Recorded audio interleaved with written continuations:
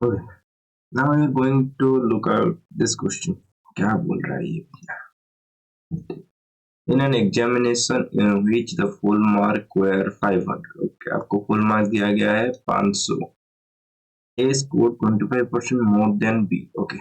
अब more than less than ये वाला जो सीक्वेंस है ना, तो पहले लिख देना है A और B का क्या दिया गया है. A is 25% more.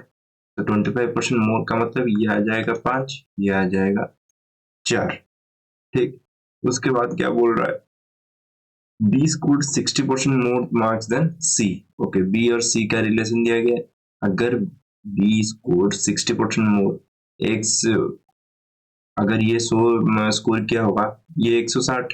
ठीक है, आप ये लिख सकते हैं अगर C 100 स्कोर किया होगा, B 160 स्कोर किया होगा, पर ये 0 वगैरह का वैल्यू कुछ नहीं होता, तो आप काट सकते हैं. ये 2 से काटने से 5, 2 से काटने से 8.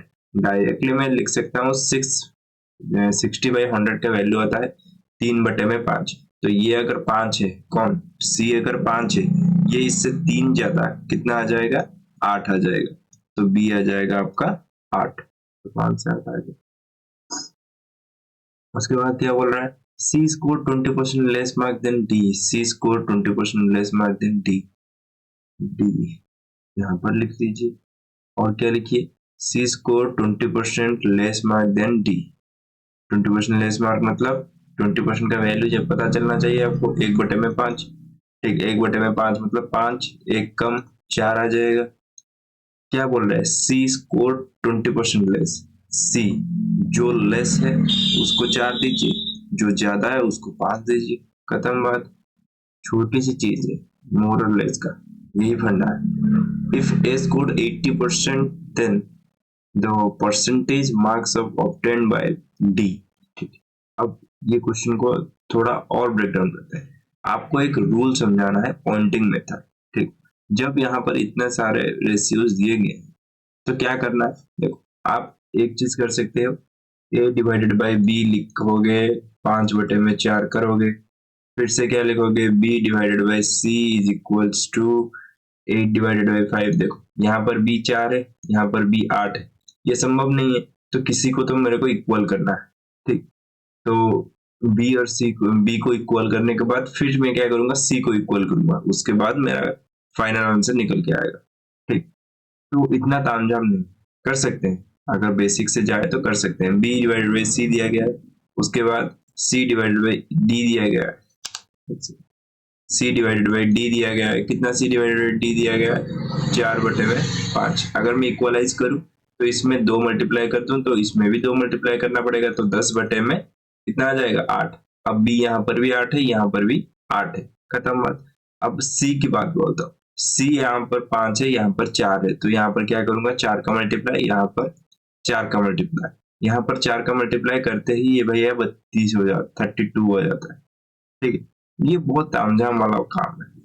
ठीक, इसको अगर मैं सॉल्व करने जाऊं तो टाइम लगेगा. डायरेक्टली मैं अगर पॉइंटिंग मेथड लगाऊं, देखो 5:4 है ना, तो यहाँ पर 4 डालो, यहाँ पर भी 4 डालो. जो भी ब्लैंक स्पेस है वहां पर रेसिडेंट मतलब उनके साइड वाले जो भी है इनको डालते जाओ. ये होता है पॉइंटिंग मेथड. 5 यहाँ पर है तो 5 इसके नीचे डाल देते हैं, 4 इसके नीचे, 4 इसके नीचे, 8 तो यहाँ पर है, 4 यहाँ पर 8 निकाल देते. तो आप चाहें तो चारों के चारों में कुछ तो काट सकते हैं. ठीक, मैं अगर 4 काटना चाहूं तो यहाँ चारों में काटूंगा. ठीक है, 4 में चारों में काट दिया.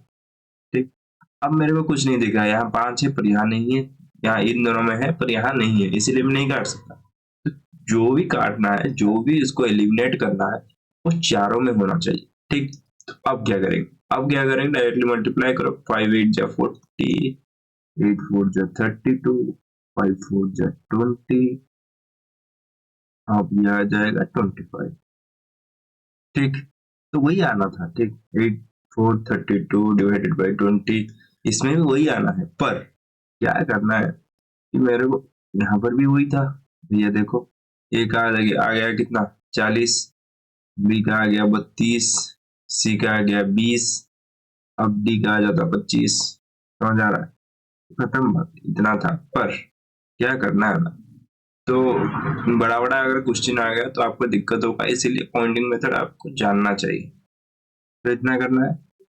अब क्या करना है, पूछा क्या है, इफ ए स्कोर 80%, ए भैया का 40 है, ठीक, ये मार्क की बात बोल रहा है तो हमें मार्क चाहिए, फुल मार्क 500 है, इसका मतलब इसका 80% निकालना है मेरे को।